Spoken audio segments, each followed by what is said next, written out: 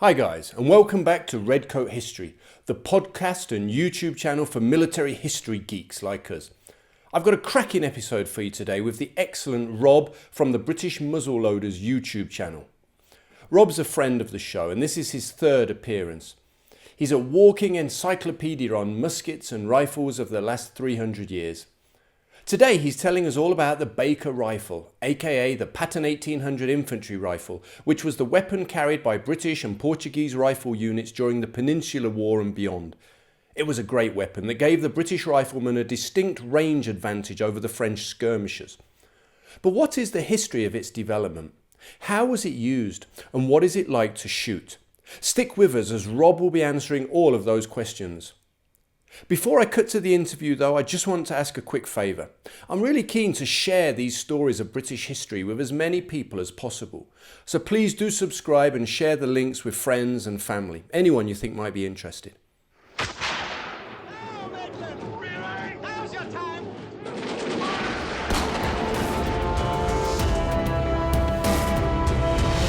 So Rob, I guess the first thing I wanted to ask you was, before the Baker Rifle, what was the development of rifles for military use? How did the British Army during the Revolutionary War and so on, what was their usage of the rifle like before the Baker Rifle, if at all? They were used, and they were used effectively to the point where the British Army in North America in the sort of late 1770s found itself sort of wanting in that regard, that there are specific roles that needed to be played on the battlefield, both in a skirmishing light infantry style, but also just in a general action as well, that the use of a rifle, a weapon that could hit specific targets at ranges well beyond that of the Brown Bess, was a requirement. And there may have been unofficial uses. Of course, Patrick Ferguson probably is the name associated with rifles and the American War of Independence, if the first name you probably associate with that. And that's a bit of a, I don't say red herring. It's obviously a very important episode in the use of rifled firearms in the British military in particular. And of course the technological advances that came with that. So I'm gonna have to interrupt and show my ignorance. Who was that you just mentioned? Patrick Ferguson? Yeah. Right. So he was an officer in the British Army, and he developed a rifle that was, well, to say that it was ahead of its time is probably a good general way to describe it. It had some inherent weaknesses, but it did have a couple of incredible strengths. And the most important of which was the fact that it was a rifle when the Army was equipped with the Brown Bess, smoothbore, nominally 75 caliber musket.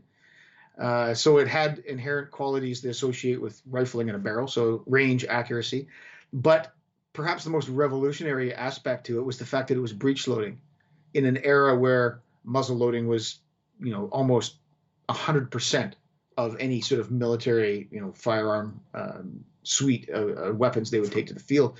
And this breech loading was achieved by a plug that was screwed into the breech area from below, with a very specific twist rate and some certain other features in terms of the metallurgy used, as well as the design of the threads and the shape of the actual plug itself, so that it was attached to the trigger guard. So if we can imagine, I'm going to bring this out just so I can demonstrate.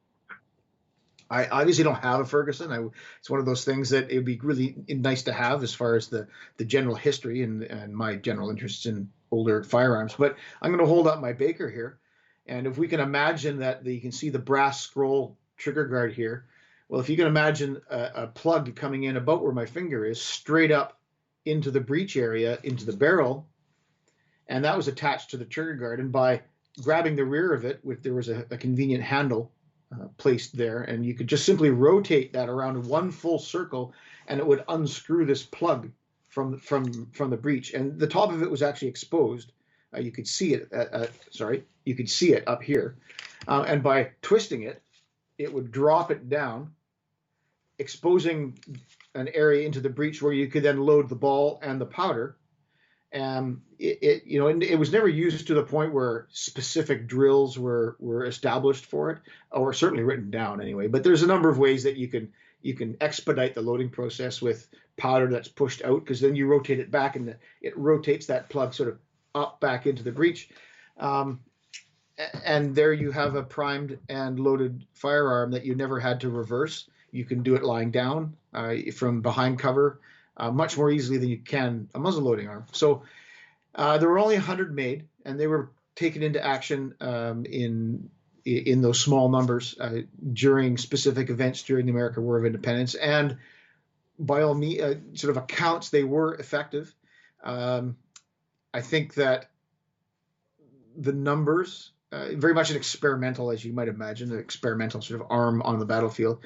And it appears after their sort of first use by a group of people that their use sort of the organization, that nominal sort of experimental company of riflemen got sort of broken up, and there was casualties, and then rifles started breaking and becoming unserviceable, and then they were distributed maybe to other places. The exact history I'm not obviously completely up on, but it sort of had its moment, and then other events overtook, as well as other aspects of that particular rifle. They're very expensive. They were inherently weak in terms of manufacturing and construction. So there's 2 originals left, I believe. 1 for sure, I know that. And they both suffer, as my understanding is, from the same type of crack in the stock, because so much wood has to be removed to accommodate this breech mechanism that the stock itself becomes weak. So there were some inherent issues with it. It was by no means a sort of, well, we should just make this and issue the whole army with them. Again, experimental. But what it did was that it opened up this sort of aspect to try and match the levels and the capabilities that were exhibited by the American riflemen. And of course, the American riflemen had the rifle was part of their culture. It was by no means, especially militarily, by no means a universal sort of a universally applied weapon that even the Americans were armed with smoothbore muskets. But again, given the conditions of fighting in North America, they needed this capability. And the Ferguson rifle was one of them. Another rifle that gets essentially no sort of public awareness made of it is the 1776 rifle.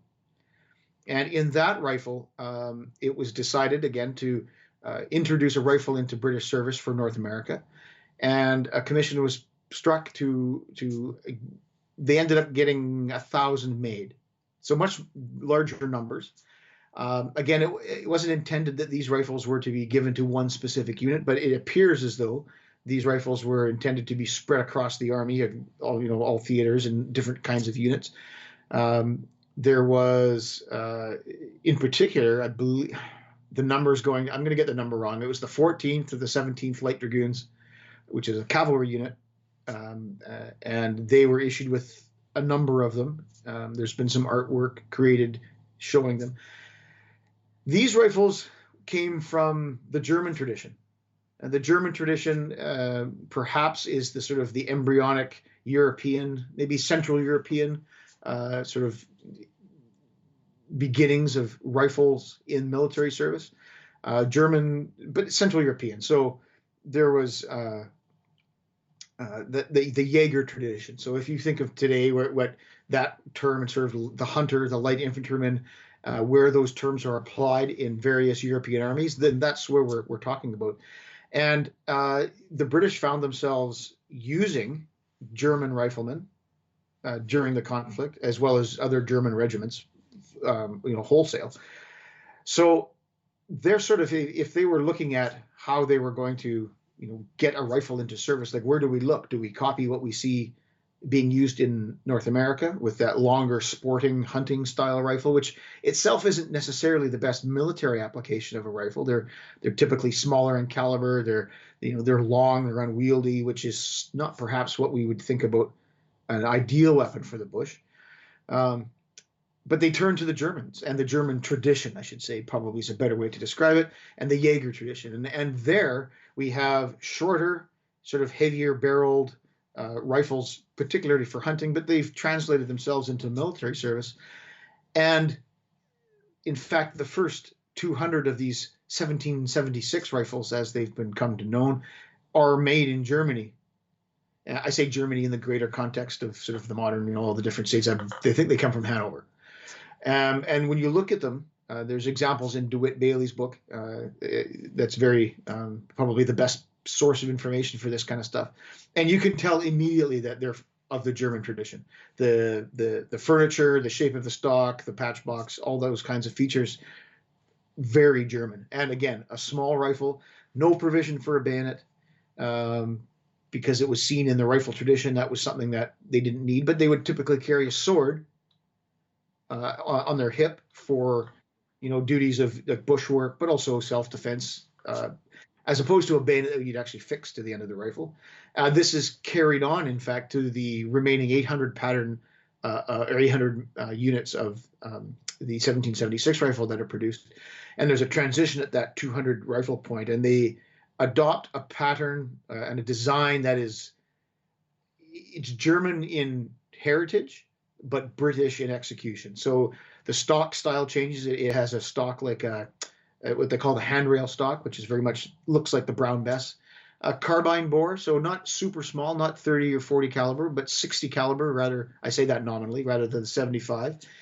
And there's special powder that's produced almost specifically for this, extra fine rifle powder. So it's expensive. It's not widely in the supply chain. And these rifles come across and are distributed throughout the Army and are used in, light infantry, skirmishing roles, specialists within light infantry companies, that kind of thing. There doesn't seem to be a lot of really hard information about where they end up, but the numbers of manufacturers sort of speak to the kind of distribution you might find across various units, and you could safely assume then that these were given to a half a dozen or 10 men in the light infantry company to augment the sort of accuracy of their fire that they would and their engagements that they would typically be involved in. So those two, in a nutshell, the Ferguson rifle and the 1776 rifle, are the weapons, the rifled weapons, of course, that are sea service in North America in varying degrees of success and sort of universality. And after the American War, light infantry takes a little bit of a back seat. And to say things, I say these kinds of things sort of colloquially, is that, well, now we can get back to real soldiering, right? Because, the techniques and tactics that we adopted in North America, which were quite, say, revolutionary, and no pun intended there, but the British Army's reputation in North America is very plodding, pedantic, unimaginative. The officers are foppish and they don't know what they're doing. And these are all legends and things like that have been built up through various other cultural sort of focuses. The evidence speaks contrary to that, and that the British Army was, by all real firsthand accounts, eminently adaptable, both in tactics, weaponry, obviously, as we talked about the rifle, but also in dress. And so the dress and tactical side of things is something that's not often discussed. But maybe when the war started, the British Army had a certain element of that plodding kind of European style formal method of warfare. But very shortly after that, as they learned in what's termed in North America the French and Indian War, which is the North American side of the 7 Years' War, the same thing happens, is that this light infantry style or mythology, or not mythology, I'm sorry, but methodology is the word I was using, comes to the forefront because of the terrain that they're forced to fight in, the woods, the broken terrain, the close country. And the British Army adapts very quickly and, by accounts, most effectively, to the point where they end up dominating nearly all engagements. Again, one of the myths of that particular conflict is that they weren't like that. But what you see coming out of the war is perhaps maybe a reversion to that more formal European model, and certainly with the introduction of the Dundas Manual of 1792, 3. It's one of those 2 years. So he sees a real focus, his maneuvers that he prescribes. Yeah, that he's very Prussian. Yes, and very much of the Prussian style and school, the Frederick the Yeah, Great tradition, yeah, the that three kind of deep thing. So, line and all of that. right. The light infantry side of things in those intervening years takes a little bit of a back seat. But as soon as the Revolutionary Wars of the 1790s sort of take place, they're like, okay, and especially the French focus heavily on the light infantry side of things, from a different reason perhaps, is that they're the levy en masse, the mass conscript armies with being trained on the march as they get raised and are sent to the front kind of thing, and they train as they go, is that they don't have the capability to master these sort of, I don't want to say robotic, but certainly formalized way of maneuver. But in order to protect them, they rely on a fairly large body, but they focus their attention to the real nitty gritty training under light troops, because it's the light troops that they use then to protect the perhaps slightly the more blunt instrument of the levy en masse. And this is sort of their style of warfare evolves into this. So on the British side, they say, "Oh, okay, wait a minute, we need to somehow match this." And what we see is in the British context is this development of, or sorry, I should say, the redevelopment of the light infantry arm. And part of that development is the introduction and the raising of an experimental corps of riflemen in 1800. And this is based on some of that corporate knowledge that may have still been on the back burner within the army. It's important to note, though, that the light infantry tradition has two aspects to it. One is the light infantry tradition, which is red-coated, musket-wielding, light infantry troops trained in Like your extended order tactics. 43rd and your 52nd regiments, I think, those sorts of Exactly. guys. Yeah. But then the other subset to that is the rifle tradition.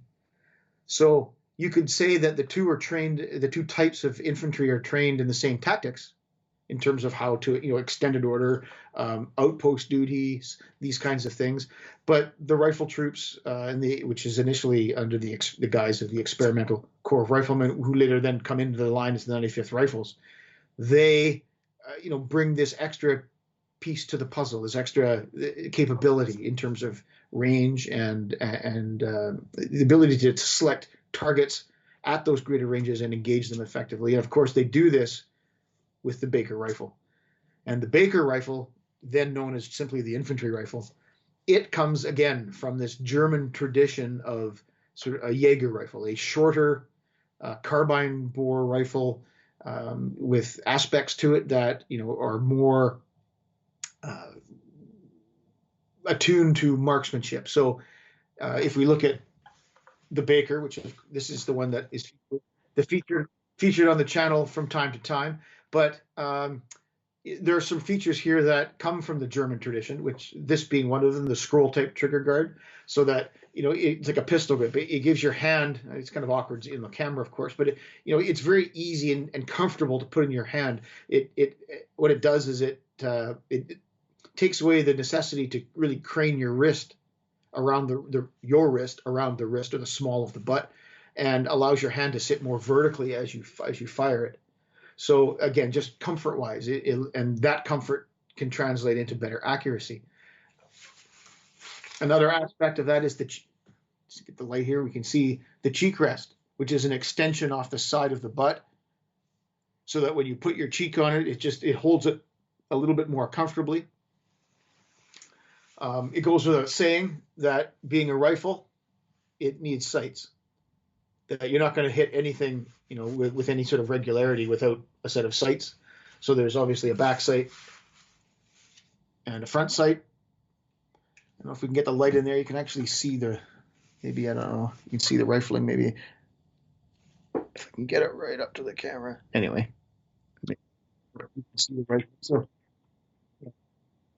So it's not I'll just back up. It's not a very, long arm indeed. And certainly much shorter than what the infantry were armed with as far as the Brown Bess goes.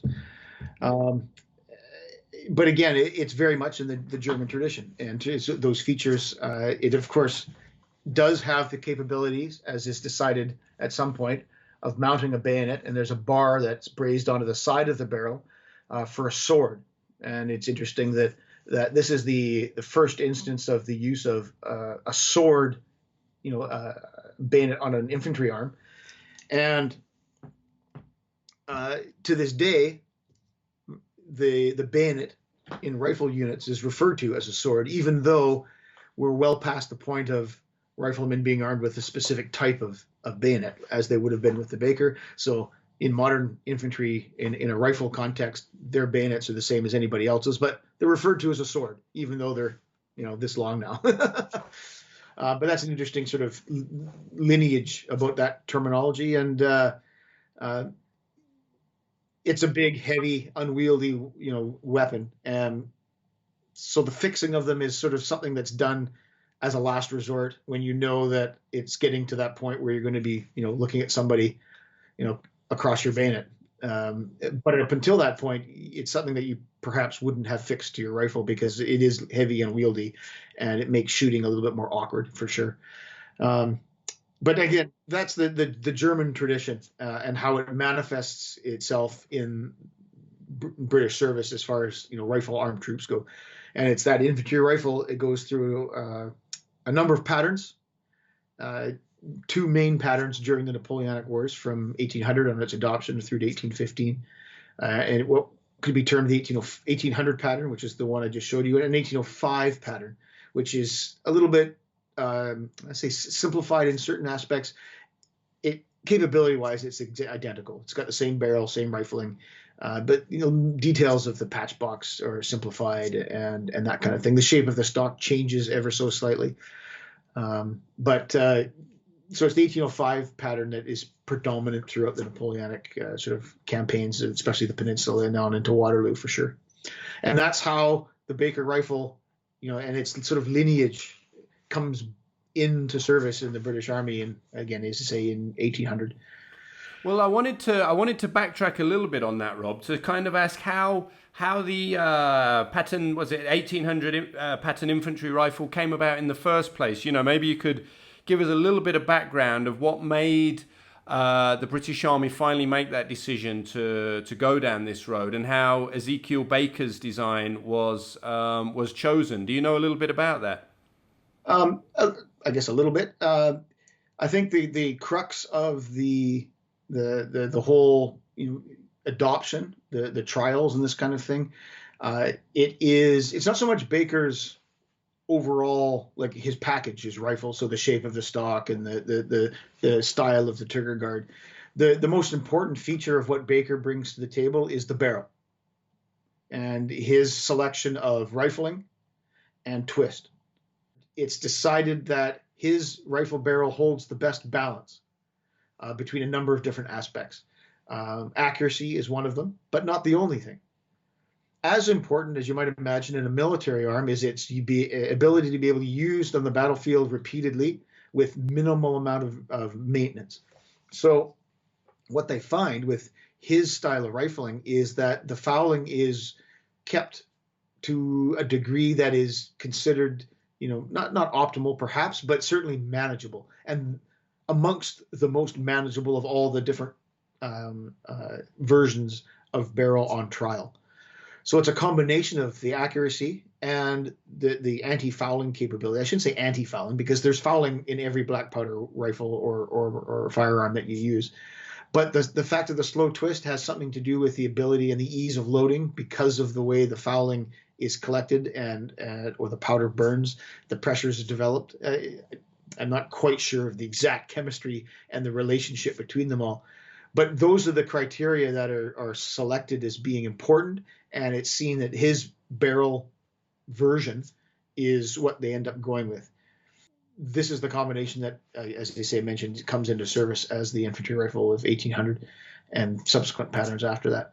And that is maintained throughout its complete lifespan up until the Baker rifle as a weapon is replaced by the Brunswick in the very late 1830s.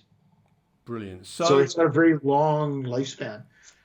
So obviously you've got your own. You've fired it extensively. Do you know much about how it was received at the time by the soldiers who were issued it? Have you read a lot about that? And then how can you comment about what it's like to fire it now? How you find it?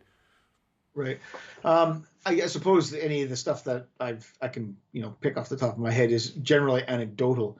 I certainly haven't read anything to say that riflemen, as those that were armed with it and used it on the battlefield, were skeptical, derided. They didn't deride it. I think it became very quickly part of their ethos, their identity.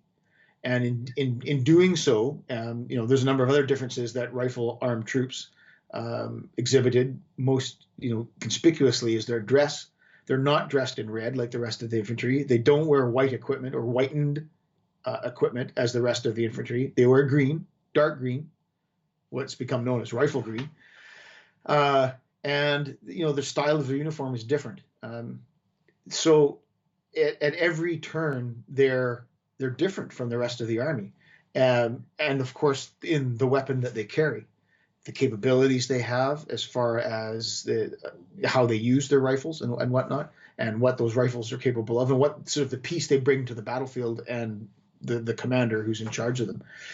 So I think that in a colloquial sense, it becomes part of who they are. And in doing so, any inherent weaknesses of the rifle are either dealt with or seen as being, well, they're not really weaknesses, because if it's harder to load, well, we have other things to mitigate that, whether it's different types of loading, this kind of thing, or we make accommodations for other things that we need to look at in order to keep ourselves in action longer, and this kind of thing.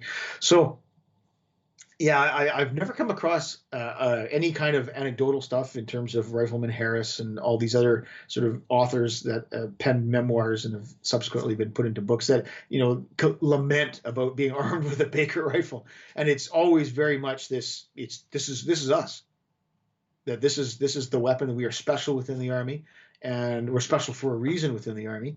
And this rifle is something that we identify heavily with.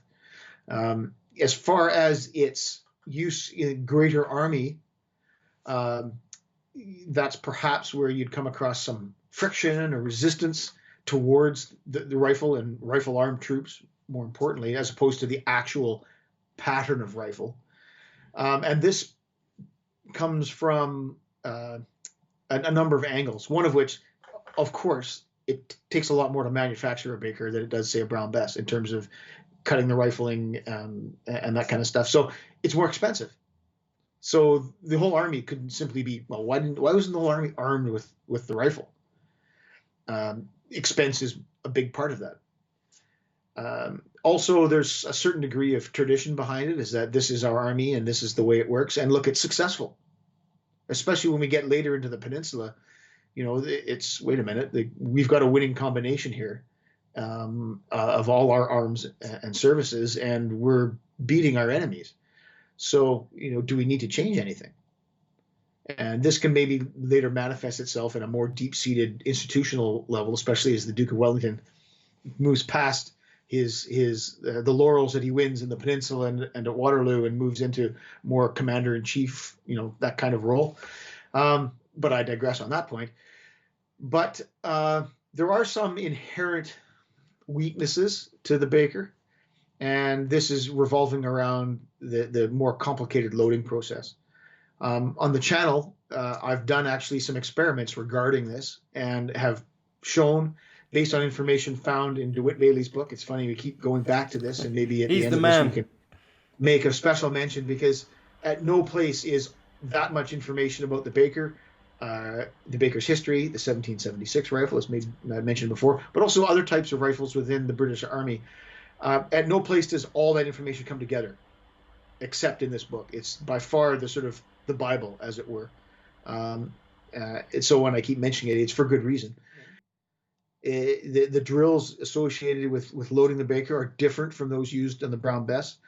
And to say in a nutshell, a smoothbore musket is faster to load than a rifle, yes, it is. This interesting experiments that I conducted on the channel, again, based on some of that information in the book, was the fact that it appears as though riflemen were actually issued two different types of ammunition. One, to include a ball that was appropriately sized for the use with the patch, which would then in turn, be indicative of the use of the rifle in its intended classic role for precision shooting and this kind of thing. But they were also issued with ammunition that contained round balls that were of a different size, that were more appropriate for loading without a patch. And he's documented this quite well, and it would appear as though this was the norm.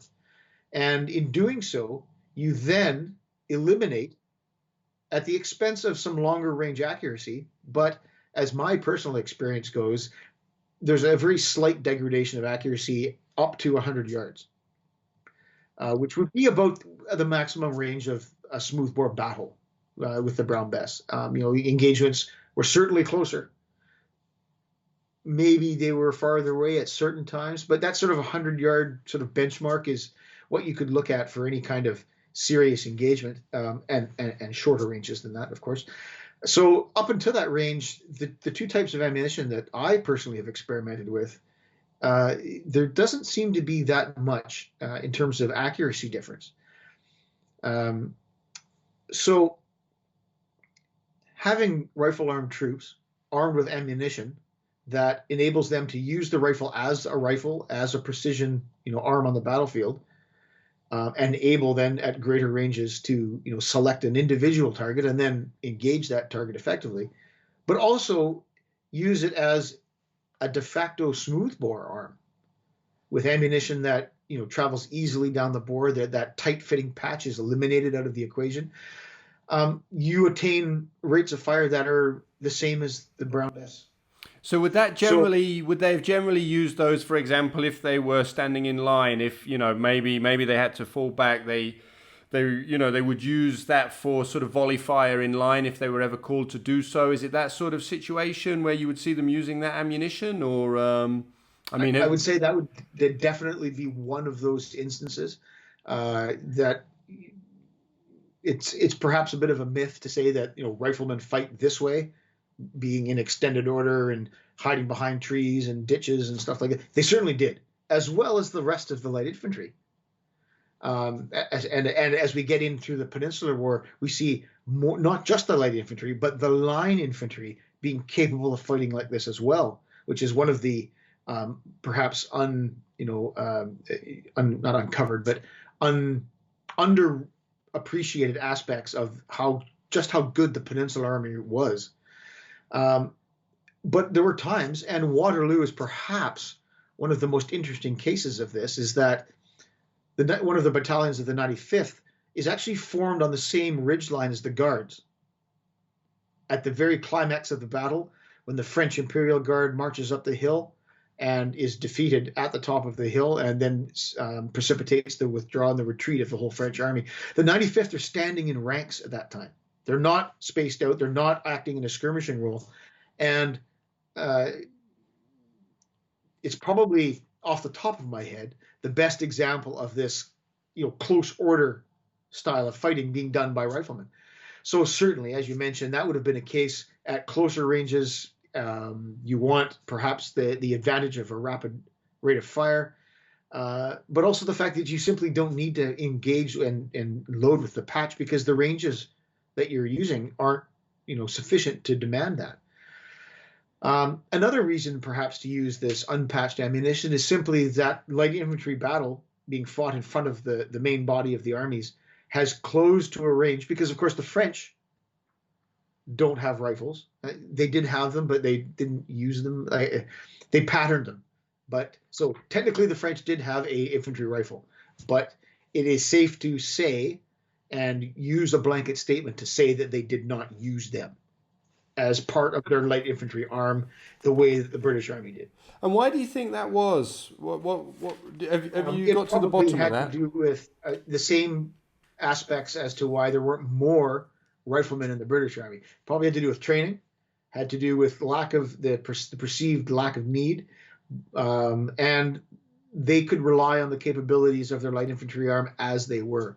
And it proved to be successful for them, so there was no need to then incorporate a much more expensive arm in the numbers that were required. That's off the top of my head why I would say that those same, economic, operational sort of constraints that come with a rifle are the same reasons why there's not, half of the British Army's armed with rifles. So you can't necessarily point at one thing, I don't think, anyway. It's got to be something that you look at it as a whole. So, the cost of them all, the training that's involved. Do we really need them? Because we're winning as it is, and some of the perception of lack of capability, lack of rate of fire, and this kind of thing. So the rifle armed troops within the British Army sort of exist as this subculture, this subcategory of infantry. To jump back a little bit in our discussion to the formation of the light infantry in the beginning of the 1800s, Sir John Moore, the Shorncliffe camp is sort of the epicenter of this new to the contemporary army training. That's kind of a mouthful to put around there, but of course these skills have existed in the past. They've sort of been parked, been maybe ignored a little bit, and then they see this need that we need to get this back, as an army capability, and they task, as you mentioned, the 43rd and the 52nd, along with the newly created 95th, and they put them in a camp of instruction, for lack of a better term, and they put them through intensive training, a different style of discipline, that what's demanded of the individual is a little bit different than what would be necessarily demanded of the individual in other regular line battalions. And they build this essentially new light infantry capability, in both battlefield capability, but also ethos and the sort of the way they approach battle, from the individual standpoint, the things that they require their soldiers to be, the kind of soldiers they demand them that they need to be. So this grows and grows and grows, and there's other battalions or regiments that are brought into the light infantry fold as we go along. The 71st, which later becomes the Highland Light Infantry. Was it the 90th Perthshires, was it? Yes, the 90th is another one. And so these battalions are taken from the line and trained up as light infantry and become light infantry battalions. And so we see across the army that the ratio of light infantry to light infantry changes. And it is actually, I'm just going to show you a really interesting book here. Yeah. That I found particularly interesting. It's called The British Light Infantry Arm. Oh, I have it. Yes, I haven't read it yet, but I do have it. So it shows a really interesting. I mean, it talks about the whole history of it. The dates here, 1790 to 1815. So it talks about all the things that we've sort of brushed over right now. And one of the lines that comes out of that book that I remember is that essentially, in the assessment of the author, is that the British Light Infantry Arm, perhaps starts a little bit behind the eight ball, but very quickly matches and is then able to engage and better their French counterparts, and they begin to dominate the light infantry battle. The Peninsular Army was quite fantastic. And when you start looking into it, it defies many of the conventions that we associate with that style and that era of fighting. It moved a lot at the double, and battalions were often moving the companies within the battalion structure, moving in double time, running, but also maneuvering at the double, the whole battalion, advancing to take a specific piece of ground. This was becoming a capability that whole units were having, which isn't even in any drill book. So it's interesting that this light infantry capability that develops in the Army, and it never leaves, but the rest of the Army slowly comes up to that level. And certainly by the mid-1800s, companies are trained across the board. At that point, we're looking at 8 companies in a battalion. They're all trained in that light infantry extended order role. By that point, we're getting a little bit away from the topic, of course, at hand, but it's sort of tracing that evolution, as you asked way back when, about where it comes from, where it comes through, and where it goes to, and sort of traces that evolution. And at the center of all of that, in microcosm, of course, is the Baker rifle, because if we look at that genre of infantry within the light infantry. It's the riflemen that provide that extra just little bit of capability Yeah. to whatever commander they're working for, really. You know, I forgot to ask you the obvious question, which probably a lot of people listening will want to know, especially those who haven't watched all of your videos. Can you give us an idea of what a trained rifleman, how many rounds you would kind of expect to fire a minute? You know, is it one? Is it three? You know, if you're doing things properly, and then if you were doing things the fast way. It would generally be understood that a 3 round a minute rough benchmark you can associate with a brown bess. I've done a little bit of experimentation and a little bit of digging. There's some information provided to me by another friend of the channel, Ewan, that we've had long discussions about trying to nail this down. It's very hard to find out. There's certainly no, in the manuals, there's zero emphasis on rate of fire in terms of you must attain this to be effective, or you will be tested on this, rate of fire in order to pass your recruit school. There's none of that. Which speaks to sort of its importance on the battlefield to a degree. That's a bit of a different topic, interesting though it is, especially well, to me anyway. When we look at the Baker rifle used in that non-patched mode for sort of maximum rate of fire, it matches the brown bess, and you can shoot 3 rounds a minute. That's done sort of best speed at a target that is at 100 yards away, sort of life size, and you can hit it. With the patch, even in cartridge form, things slow down a little bit. Is it 2 rounds a minute? It's certainly not, 1 round a minute or 1 round every 2 minutes or something. There's some crazy stuff that you can see on the internet about this.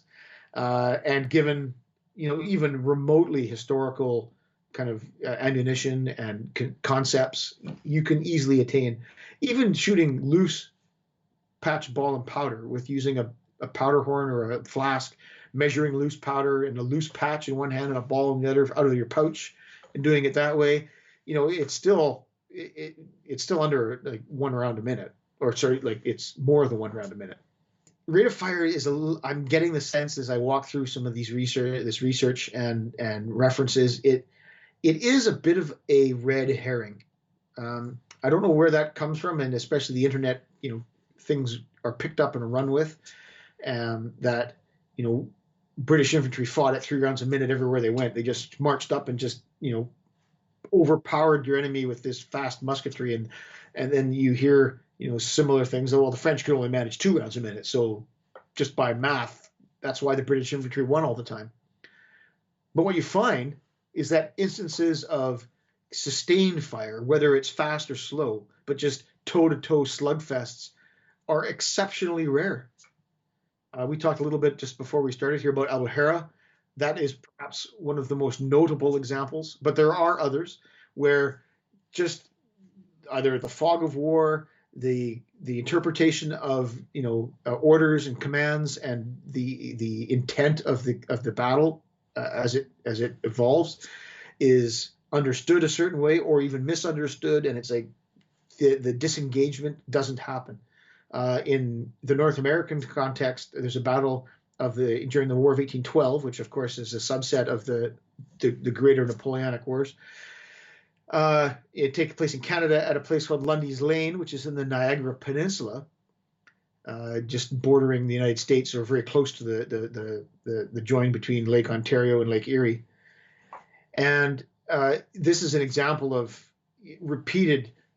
the armies repeatedly coming together and fighting, very intensely with musketry, and not being able to sort of push each other out of the way to the point at which they win.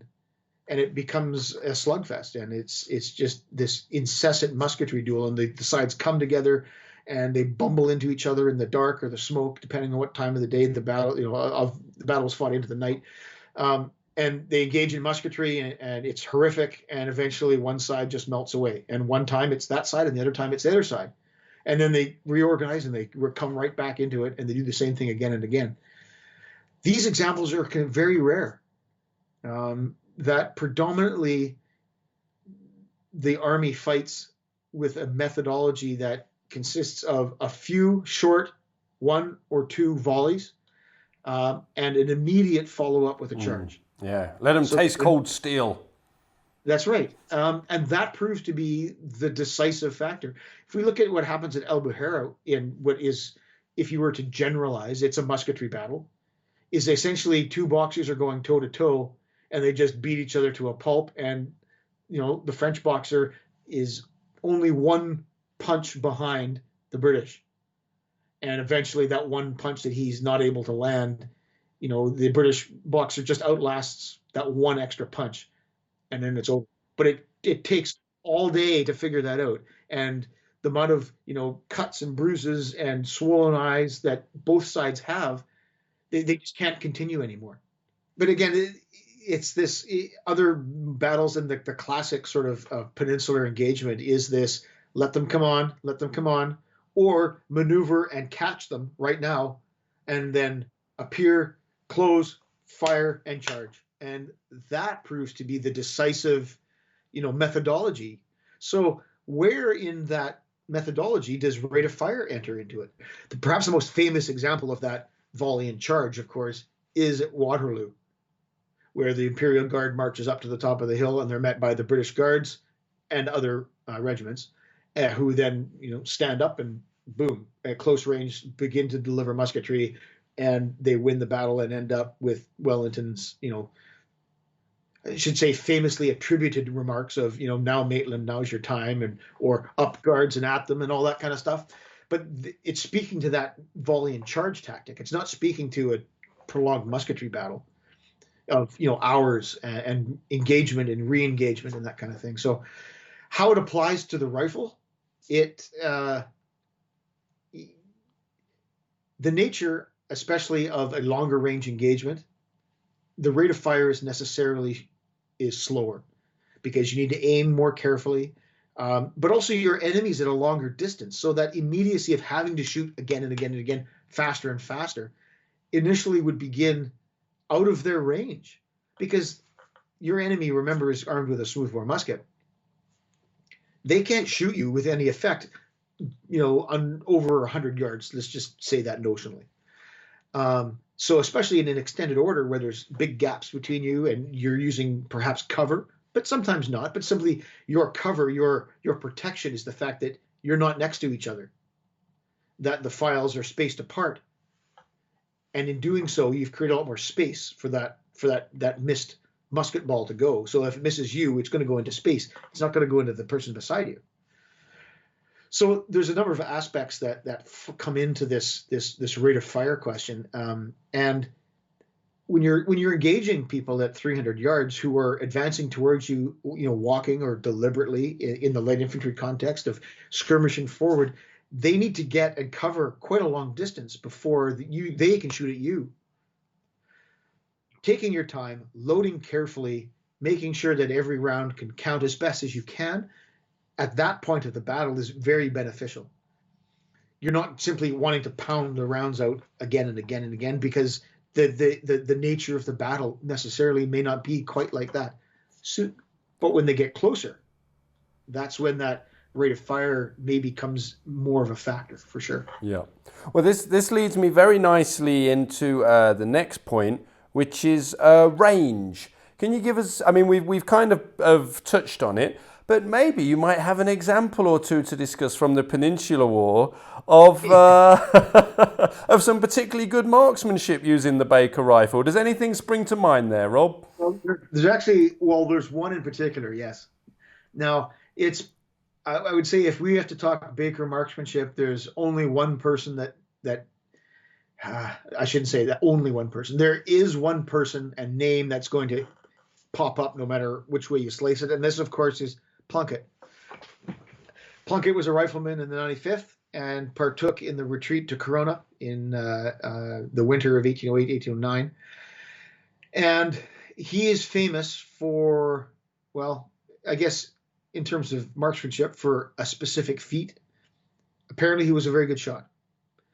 He's also famous for other things like ill discipline and drink and things that the bane of soldiers of the era.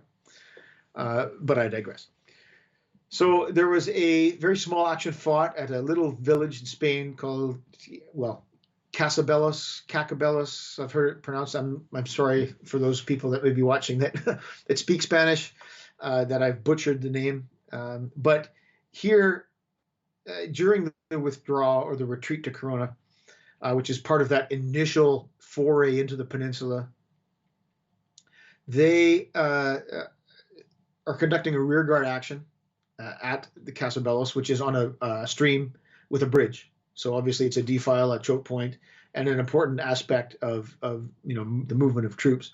The main part of the army has already crossed and gone off, and the rearguard brigade is then positioned on both sides of the river and guarding this bridge. And their intent, of course, like all rearguards, is to delay the enemy, give them a bit of a bloody nose, and then withdraw themselves to create more space between the main army and the pursuing forces. And they're actually in the middle of a field punishment and conducting a field punishment when they're sort of surprised by the French. So they quickly pack up and they move back across. There's a bit of exchange of musketry back and forth, and they end up crossing the bridge and taking up positions on the northern bank of the river. And the brigade is formed up abreast the road that leads from the bridge up towards Corona. And part of this position, of course, are close order battalions that are formed up, but also in battalions and companies that are in extended order, the skirmish line, let's call it, in advance of that. Very conventional as far as deployments go. And there's an episode during this whole action where a French general comes across the bridge with his aide. And presumably he's admonished some of his men already, and he's come across to perhaps see what's going on in terms of what the holdup is, that kind of thing. And he comes to the near side of the bridge, and Plunkett decides that he's going to take a shot. We can presume that he's part of the skirmish line as part of the brigade deployment. And the account goes that he runs forward from the skirmish line, so in advance of that, takes up a position and shoots the French general. And then he turns around, and as the aide is coming up to see, if he's okay, if he's alive, what just happened, Plunkett shoots him as well. And at the time, it was probably just an instance of, hey, that was a pretty good shot. Because as soon as Plunkett then shoots them, he beats a quick retreat back to the skirmish line. And so what probably happens at the time is that his file mates, the people that are in the skirmish line with him, have seen this happen, and sort of like pat on the back is like, that was a couple of good shots, Plunkett, nice job.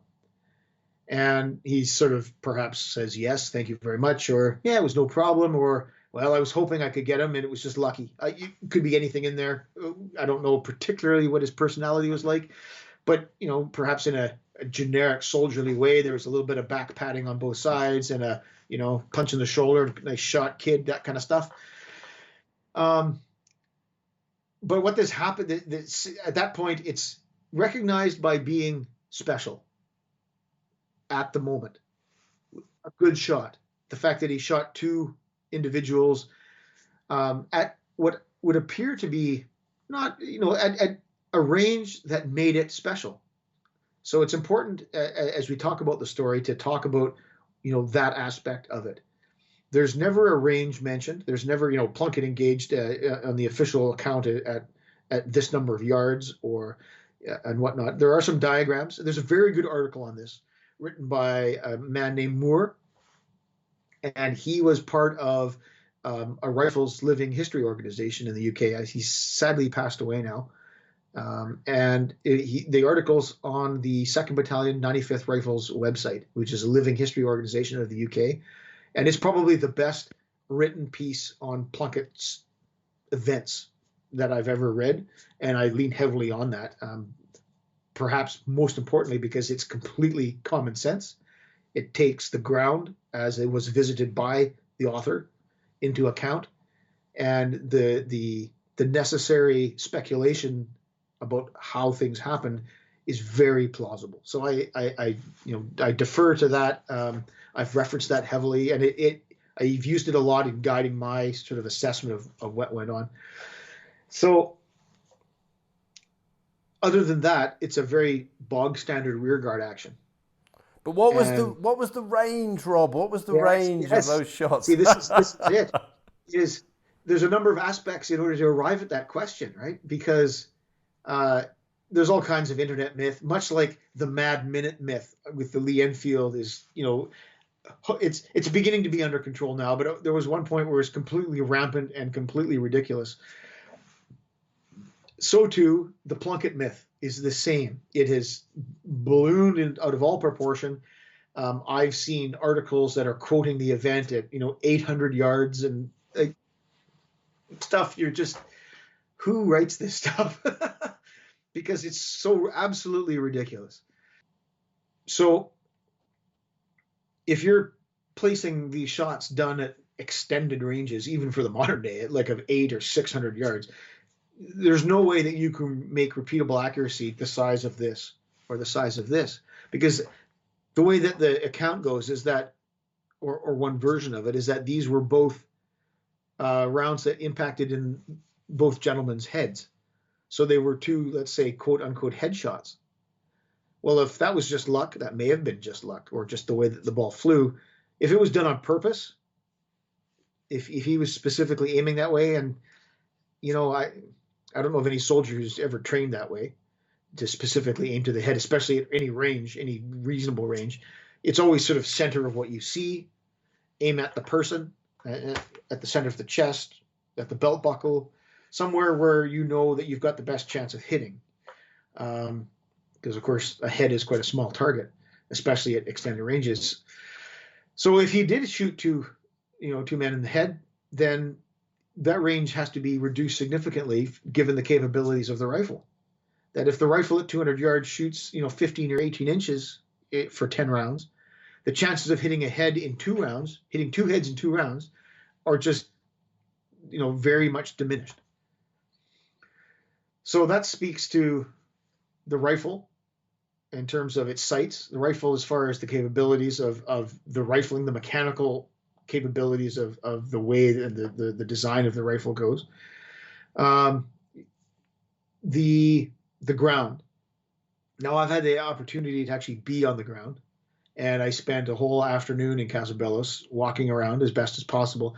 A great much of it has been built over. Some of it's more than not.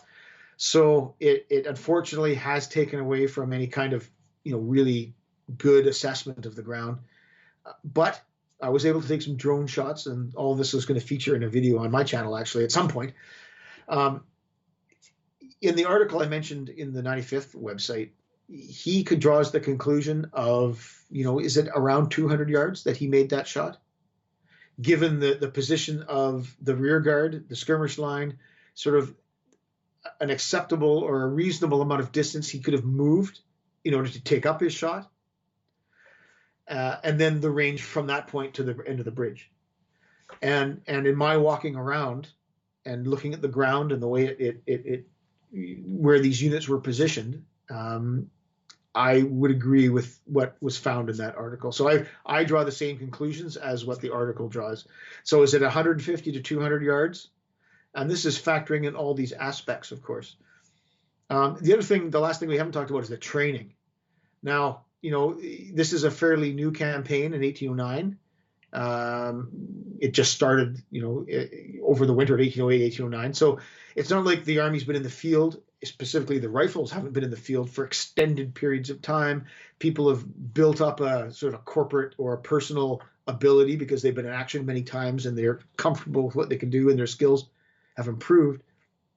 But what we can default to as far as rifle corps training is details that are given again in DeWitt Bailey's book, but these are translated or taken from period works about musketry training of the 95th.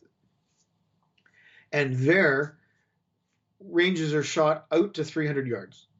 And it was typical of first class shots to shoot at 300 yards.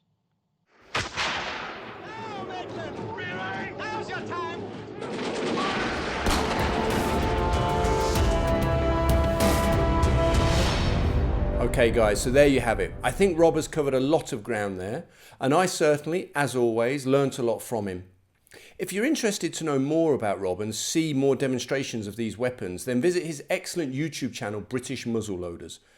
The Redcoat History podcast will be back next month as we move on to the aftermath of the Battle of Busaco and the retreat to the lines of Torres Vedras in 1810.